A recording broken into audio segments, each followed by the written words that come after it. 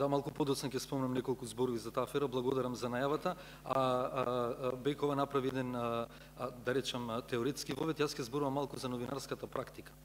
Ако зборуваме дека имаме заробена држава, не можеме да кажеме дека имаме слободни медиуми. Ако целта ни е да ја ослободиме државата, тогаш едно од определените средства ќе биде да ги ослободиме медиумите. Како да ги ослободиме? Ајде да поразговараме дали можеме преку враќање на јавниот интерес во медиумите. За да го вратиме јавниот интерес во медиумите, според мене тоа што ќе биде и моја теза во овие 5-6 минутки, е тоа дека ние треба прво да го изолираме партискиот интерес во медиумите, а пред да го неутрализираме него, треба да го уништиме личниот интерес на новинарите. Значи, според мене тие три нишки се некако поврзани. Ќе почнам со неколку случаи од новинарската практика. Првиот случај клиентелизам. Тоа е случај што го спроведуваше Канал 5 телевизија, односно собственикот што од аудио разговорите не знаеше кој четврток има закажано средба кај премиерот. Се обиде целиот тим на репортери, тука има и сведоци, дел од новинарите се обиде целиот тим на репортери да не купи на тој начин што ни ги понуди уредничките позиции. Лидија Богатинова ќе биде наш претпоставен, а ние останатите ќе бидеме тој уреднички колегиум. За да почнеме да служиме на ВМРО ДПМНЕ, тогаш мене и на моите колеги, иако зборувам малку за лична приказна, сепак ќе биде интересно затоа што многумина од новинарите тоа го преживеавме таму. Значи, прво, ни беше понудена палата која јас и денес, после многу години, не можем да ја замислам да ја земам во новинарството. Потоа, ни беа донесени нови возила од автосалон и ни беа понудени. Значи, ги имавме клучевите, само што да ја пружиме раката и да ги земеме. Понатаму, ни беше ветен дека секој месец горивото за тие возила што ќе станат наши ќе ни биде платен и на крајот, како уредници, имавме можност по 10 фактури месечно да ручаме и да вечераме со нашите извори во кафеани. Значи, тоа е, да речеме, непристоен предлог кој многубина не би го одбиле. Згора на тоа, јас, за разлика од сите овие колеги во кои бевме во оваа битка, бев уценуван со пресудата која од 2006 до 2009 се влечеше низ судските лабиринти, а ми беше поднесена од тогашниот директор на УБК Сашо Мијалков. Бев казнет со 5000 евра.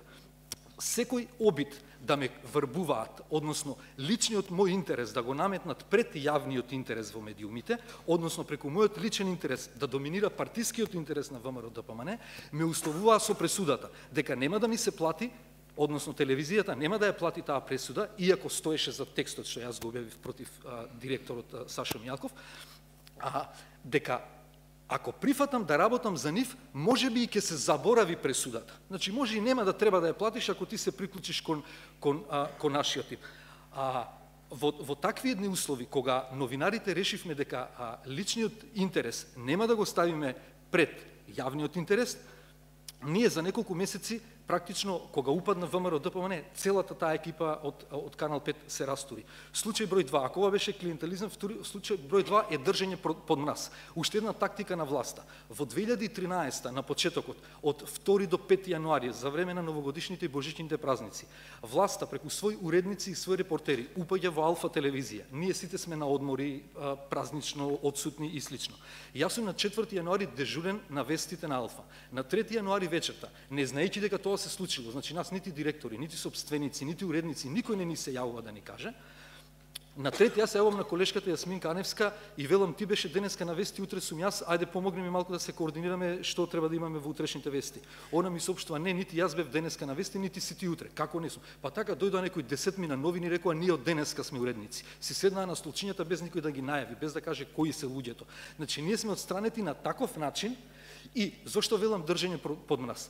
Знаејќи дека ние 15 луѓе од таа телевизија сме една критична маса и можеме да создадеме во најмала рака барем портал, да создадеме медиум, затоа што за 2 до 3 години успеавме Алфа телевизија да ја направиме кредибилна и телевизија од доверба кај публиката. Што направи ВМРО ДПМНЕ? Една година од една страна не ни даваат никаква работа. Од втора страна, ако понудиш, тоа не спаѓа во нивниот домен на работа и тоа е некое новинарство што они не ни сакаат да го разберат.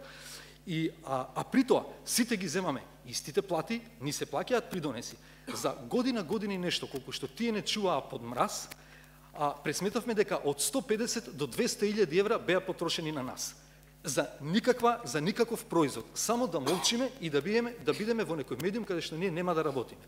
Кога се обидовме на почетокот од тој процес, значи тоа е некаде првиот, вториот месец, на директорите, на собствениците да им испратиме порака дека ние се нафаќаме, наместо тие 150 до 200.000 евра што ќе ги потрошат, да дојдеме до некоја поразумна сума, да речеме половината од таа, што би ни ја исплатиле како одштета, доколку ние 15 луѓе сами се повлековме. Меѓутоа, ние прочитаа намерата. Да, ако они ни даде нас и 50, и 70, и 100.000 евра како одштета и се ослободеа од нас, и не им бевме трн во око во самата редакција, ние логично беше дека ќе отвориме некаков медиум, затоа што бевме добра екипа. Што се случи? Се растури таа екипа од таму. Да продолжам само уште малку.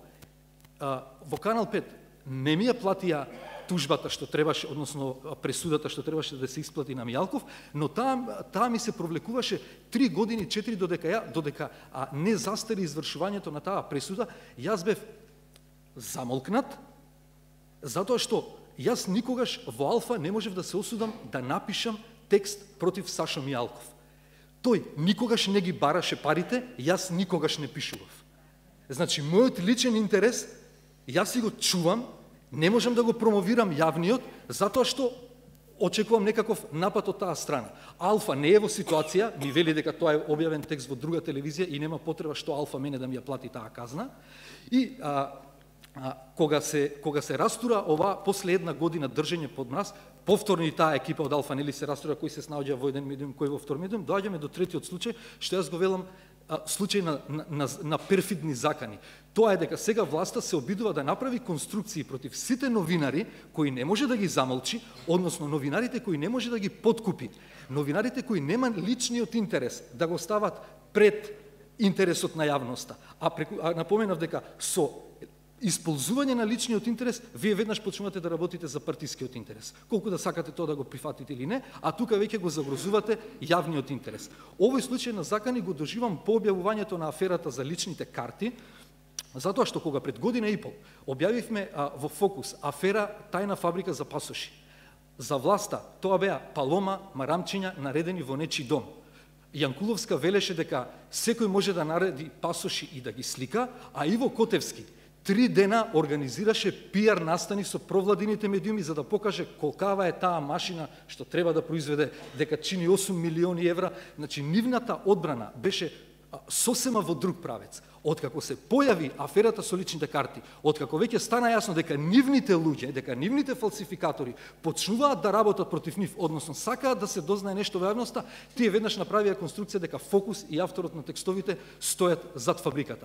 Дури текстовите што се пишуваат, лично за мене, одат во правец дека јас сум имал комуникација со Чаушет во 2014 година, а тоа е напишано со намера за да се покаже дека јас имам континуитет во соработката со Чауш, што секако не е точно и не е вистина, но на таквите медиуми, мојот демант и мојата верзија нема никогаш да поминат. На нивните медиуми ќе помине она што е партиски интерес, а не јавен интерес. Партискиот интерес е дека Фокус и јас како новинар сме соработувале со фалсификаторите. И многу тешко ние од другата страна новинарите ние да го некако да ја свртиме таа приказна, односно да го донесеме тој јавен интерес или таа вистина да доминира. И на крајот завршувам со еден случај што е многу актуелен, што многумина од вас не знаат дека се случува. Јас го нареков случај 100 евра за молк. Што се случува? Гледа да е тоа во минута завршува. Да, со овој случај завршувам. Да, затоа што зборов малку за лични примери, сега сакам за еден општ пример за да се добие сликата.